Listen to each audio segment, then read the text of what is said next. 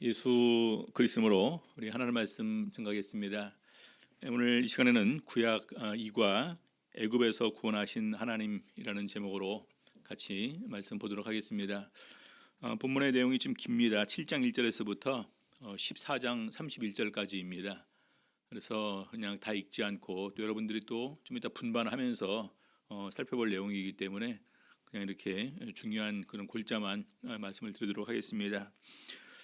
먼저 이렇게 이제 저번 시간에 하나님께서 모세를 부르셔서 이스라엘 백성들을 구원하기 위해서 바로에게 이렇게 보내게 됩니다.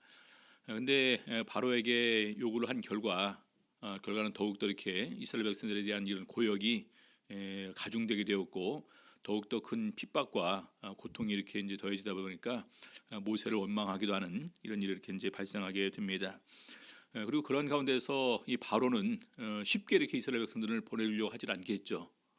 왜냐면은 우리 그 싸움에 나가서 임할 수 있는 장정만 60만이다 이렇게 얘기를 했거든요. 그러면 이제 남녀노소 이렇게 이제 다 합치게 되면은 200만은 기본적으로 넘고 보통 한 이제 200만에서 250만 사이로 이렇게 추측을 합니다. 근데 그런 정도의 우리가 노동력을 부릴 수 있는 사람이 있는 거예요. 쉽게 내줄 수 있을까요? 그렇죠. 그래서 자연스럽게 이 바로는 절대로 놔주지 않으려고 할 테고 또 이런 가운데서 하나님께서는 이스라엘 백성들을 이끌어야 되는데 우리 사람의 힘으로는 불가능하지만 하나님께서는 어떤 방법을 쓰시면서 우리 이스라엘 백성들을 구원하시는지 같이 이렇게 보도록 하겠습니다. 그리고 중요한 것은 우리 이제 그 구속사적인 관점에서 애굽은 죄악된 세상을 의미하고 그 죄악된 세상이 정말 끝까지 우리 사람을 놔주지 않으려 하는 이런 부분을 보게 되면서 죄가 얼마나 참 두려운 것인지 또 죄가 수많은 부분에서 우리에게 타협안을 제시하는 이런 모습을 이제 우리가 발견하게 될 것입니다. 그래서 그런 부분으로 같이 이렇게 보도록 하시겠습니다. 먼저 우리 이제 본문 내용 살피기로 바로 이렇게 넘어가서 보도록 하겠습니다. 하나님께서 모세에게 명령하신 명령 먼저 이렇게 보도록 하겠습니다. 7장 1절에서부터 4절까지 보겠습니다. 여호와께서 모세에게 이르시되 볼지어다 내가 너로 바로에게 신이 되게 하였은즉 네 형 아론은 네 대언자가 되리니 내가 네게 명한 말을 너는 네 형 아론에게 말하고 그는 바로에게 말하여 그로 이스라엘 자손을 그 땅에서 보내게 할지니라. 내가 바로의 마음을 강팍케 하고 나의 표징과 나의 이적을 애굽 땅에 많이 행하리라마는 바로가 너희를 듣지 아니할 터인즉 내가 내 손을 애굽에 더하여 여러 큰 재앙을 내리고 내 군대 내 백성 이스라엘 자손을 그 땅에서 인도하여 낼지라. 여기 첫 번째 보게 되면은요, 내가 너로 바로에게 신이 되게 하였다 이렇게 얘기를 하고 있습니다. 바로에게 신이 되게 하였다. 우리 애굽인들 마음에는요, 바로는 태양신 나 파라오의 아들이 이제 태양신 나의 아들 파라오라고 부릅니다. 바로라고 하죠. 그래서 왕은 곧 신의 아들이다 이렇게 얘기를 하거든요. 근데 그런 바로에게 내가 너를 신이 되게 하겠다라는 것은 바로 바로로 하여금 모세를 두려워하고 신처럼 대하도록 이런 마음을 주는 가운데서 함부로 모세를 죽이거나 또 이렇게 이제 거절하지 못하게 되는 이런 그 도움을 특별히 주실 것을 말씀하고 있는 것입니다. 자, 그리고 바로의 마음을 강팍케 한다. 왜 굳이 바로의 마음을 강팍케 하느냐? 바로 애굽의 큰 재앙을 끊임없이 바로의 마음의 강팍함과 함께 아울러 애굽에 더 많은 재앙을 내림을 통해서 애굽을 징계해야 될 이유가 여기에 있습니다. 우리 아브라함에게 이렇게 약속을 했죠. 너희가 그 나라를 이제 섬기게 될 것이고 내가 그 나라를 징계할 것이고 4대 만에 이 땅으로 돌아오리니. 그래서 우리가 분명히 기억할 것은 애굽과 가나안의 이런 어떤 재앙과 정복은 하나님의 진노를 통한 하나님의 심판이다 이렇게 이해를 하셔야 됩니다. 그래서 애굽에 내려지는 모든 것이 사실은 하나님의 심판임을 우리가 기억을 하고 나중에 또 가나안 땅도 역시 마찬가지죠. 자, 그리고 마지막에 보면 내 군대 내 백성 이스라엘 자손을 그 땅에서 인도하여 낼지라. 그래서 어떤 일이 있다 할지라도 어떤 반대나 핍박이나 회유책이나 타협안을 제시한다 할지라도 반드시 하나님께서는 하나님의 백성을 이 땅에서 인도해 내시겠다라는 것입니다. 바로 이것은 하나님의 계획이고 하나님의 의지십니다. 그래서 이렇게 반드시 되게 되는 거겠죠. 자, 그래서 두 번째로 바로 다시 말해서 애굽에게 이제 10가지의 재앙이 내려지게 됩니다. 애굽에 내려진 10가지 재앙은 전부 다 애굽 사람들이 신으로 숭배했던 이런 신들을 겨냥한 것입니다. 그래서 일단 제일 먼저 나일강이 피가 되게 하죠. 나일강은 애굽의 젖줄이라고 얘기를 합니다. 특별히 농경 사회에 있어서 또 목축에 있어서 이 물은 생명과도 마찬가지지 않습니까? 그래서 나일강을 특별히 보호해주는 이런 신이 있다 해서 바로 나일강의 신 쿠눔과 하피가 있는데 갑자기 그 나일강이 피로 변해버렸어요. 그럼 이 피로 변한 나일강이 쓸모가 있을까요? 그럼 그들의 신 쿠눕과 하피가 이 문제를 해결해 줄 수 있을까요? 이것은 안 되겠죠. 그래서 그들이 섬기는 신이 우리 하나님 앞에서 얼마나 무능력하고 보잘것없는 신인가, 얼마나 의지할 수 없는 대상인가라는 것을 이렇게 보여주는 것입니다. 두 번째는요, 개구리 재앙입니다. 개구리. 이스라엘 애굽인들은요 부활과 다산의 신으로 바로 이제 헥트를 이렇게 이제 개구리 신으로 했는데 개구리가 알을 낳는 것을 봤습니까? 도시에서는 별 볼 일 없었겠죠. 저는 이제 예전에 우남이랑 이제 청주 이렇게 왔다 갔다 하면서 또 이제 모내기도 막 도와주고 하다 보니까 보는데 알을 엄청나게 많이 낳아요. 그래서 개구리가 이제 거기서 이렇게 이제 애벌레가 이렇게 이제 이제 올챙이인데 올챙이가 또 이제 잠자리한테 잡혀 먹기도 합니다. 잠자리 애벌레도 물에 살거든요. 애벌레 때는. 그래서 잠자리 애벌레가 개구리 애벌레를 올챙이를 잡아먹어요. 그래서 제가 가끔 다 퀴즈를 내죠. 잠자리가 개구리 잡아먹는 거 봤냐? 그럼 바로 애들은 어떻게 잠자리가 개구리를 잡아먹냐고 개구리가 잠자리 잡아먹지 하는데 아무튼 그렇게 되는데 엄청나게 많은 올챙이를 낳습니다. 그렇죠? 그래서 바로 다산을 상징하는데 바로 그 부분에 하나님께서 그럼 니네가 그렇게 개구리 신을 좋아하니까 그럼 개구리랑 한번 살아봐라. 그래서 아주 그냥 온 천지가 개구리 이제 덮여 있는 거예요. 얼마나 징그러울까. 네. 그렇죠? 그래서 이것은 믿었던 신이 정말 견딜 수 없는 존재로 나에게 다가오는 그런 그 불행이 그들에게 온 것이고요. 그다음에 땅의 신 이제 이재앙이 있는데 땅의 신 셉트라고 하기도 하고 셉이라고 하기도 하는데 아무튼 그 땅에서 나오는 이런 모든 것들에 대해서 주관하는 신이 있고 땅은 항상 우리들에게 좋은 것만 주지 않습니까? 그렇죠? 수많은 농작물이 땅에서 나오지 않습니까? 근데 결과적으로 그 땅에서 오히려 우리를 괴롭히게 하는 것이 나왔어요. 일하는 것이 나왔는데 역시 그 부분도 속수무책이었고 그다음에 파리 나중에 이제 그 파리 이 부분에서 나중에 이제 그 바알세불 뭐 파리왕 그런 같은 이제 유행도 하기도 했는데 아무튼 곤충의 신 하트콕이 있었었는데 이 파리라는 것이 얼마나 많이 있습니까? 요즘에는 이제 그래도 도시는 별로 없었었는데 옛날에는 많았어요. 예전에 우리 대만의 양유한 장로님이 이제 우리 삼계를 이렇게 이제 방문하셨습니다.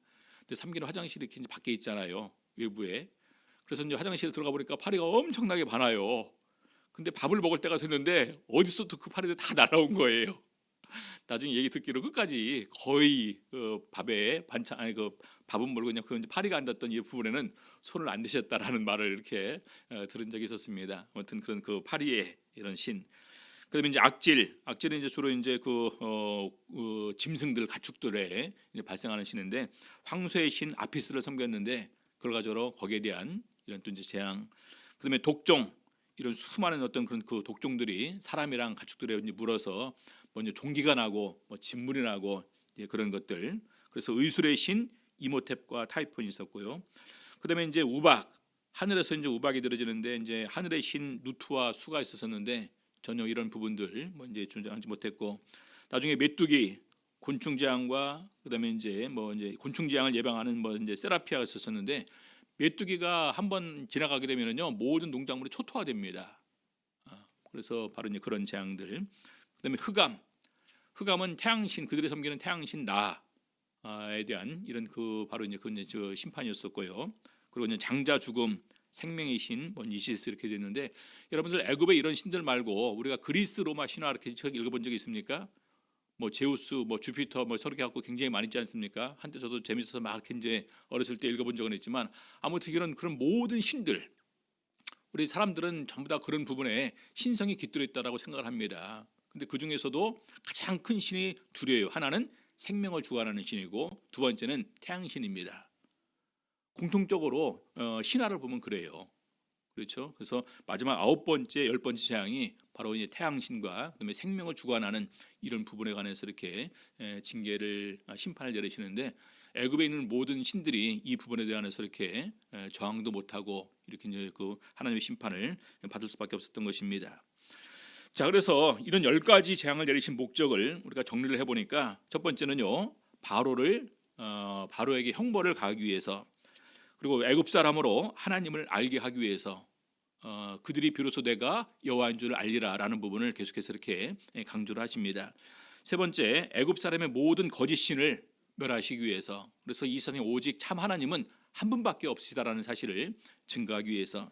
네 번째, 하나님의 이름으로 천하에 널리 전파되게 하기 위해서. 그다음에 또 이를 통해서 선민을 구별하기 위해서. 그래서 이러한 재앙들이 어떤 곳에는 애굽 전역에 다 내려지기도 했지만 어떤 재앙들은요, 고센 지방은 제외가 되었어요. 이스라엘 백성들이 머물렀던 곳은 제외가 된 것을 우리가 알고 있죠. 그다음에 마지막 여섯 번째로, 사람으로 하나님의 능력을 알게 하여 후사에 전하게 하기 위해서. 그래서 결과적으로 이 애굽에 내려진 이런 모든 재앙은 하나님의 심판이었고, 하나님을 알게 하기 위한 것이었고, 또 선민에게는 하나님을 믿게 하고 하나님을 증거하기 위한 이런 그 10가지 재앙을 우리가 이렇게 이해를 하시면 될 것 같습니다. 자, 그다음에 마지막 10번째 재앙인 장자의 재앙을 피하기 위해서 모세에게 주신 율법은 무엇인가? 바로 이것이 우리가 알고 있는 일명 유월절입니다. 유월절. 어린 양이나 어린 암소를, 그 염소를 1년 된 것을 갖다가 이제 잡습니다. 가족 수대로 잡아요. 그래서 그 가족 수대로 먹을 수 있을 분량만큼, 그래서 잡은 다음에 그 고기를 구워서 하나도 남기지 말고 다 먹고 이제 가야 되거든요. 그래서 그 잡고 나서 그 피를 갖다가 우리 입고 들어갈 때 이제 문 왼쪽 오른쪽 위에 있지 않습니까? 이걸 갖다 그냥 바르는 거예요, 이렇게 피를. 그러면 이제 그 주의 사자가 지나가면서 그 피가 증거가 돼서, 여기는 피가 묻어 있으니까 하나님께서 치지 말라고 한 거에서 그 집은 들어가지 않습니다. 그래서 그 집은 들어가지 않고 넘어 지나갑니다. 그래서 넘을 유 넘을 얼자, 영어로는 패스오버에서 유월절 절기가 그렇게 여기서 세워지게 됩니다. 자, 그리고 이 유월절은 나중에 바로 예수 그리스도의 구속사와도 굉장히 밀접한 관계가 있는 것으로 소개가 되죠. 우리 예수님께서 이제 마지막 제자들과 함께 최후의 만찬을 드시는 가운데서 내가 너희와 함께 이 유월절 먹기를 원하였노라. 이 유월절 먹기를 원하였노라라고 하면서 성찬 예식을 특별히 이렇게 정하시는 내용이 누가복음 22장부터 이렇게 이제 소개가 됩니다. 자, 그래서 바로 우리 이 유월절 때 이스라엘 백성들을 구원하기 위해서 어린 양이 희생이 된 것처럼 이 세상의 모든 사람을 죄에서 구원하시기 위해서 예수님께서 희생이 되십니다. 그래서 우리 성경에서는 예수님을 또 다른 말로 어린 양이라 이렇게 소개를 하죠. 그래서 우리 요한복음 1장에 보게 되면 보라, 세상 죄를 지고 가는 하나님의 어린 양이로다. 누가 소개하면은요, 세례 요한이 그렇게 소개를 해줍니다. 보라, 하나님의 어린 양이로다. 그래서 요한복음 1장에 2번 나와요. 보라, 세상 죄를 지고 가는 하나님의 어린 양이로다. 보라, 하나님의 어린 양이로다. 이렇게 소개를 합니다. 자, 그래서 고린도전서 5장 7절에 보게 되면은 우리 사도 바울도 바로 예수님께서 친히 구속의 어린 양이 되셨음을 이렇게 얘기를 하고 있습니다. 고린도전서 5장 7절, 너희는 누룩 없는 자인데 새 덩어리가 되기 위하여 묵은 누룩을 내어버리라. 우리의 유월절 양 곧 그리스도께서 희생이 되셨느니라.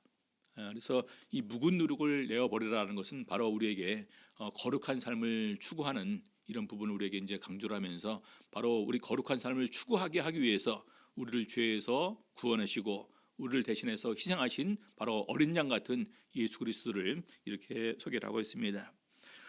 자, 그다음에 네 번째로, 바로는 애굽을 떠나는 이스라엘 백성을 어떻게 추격을 합니까? 마지막 때 장자의 재앙 때까지 해서 애굽은 거의 초토화되었다고 해도 과언이 아니라고 이렇게 얘기를 합니다.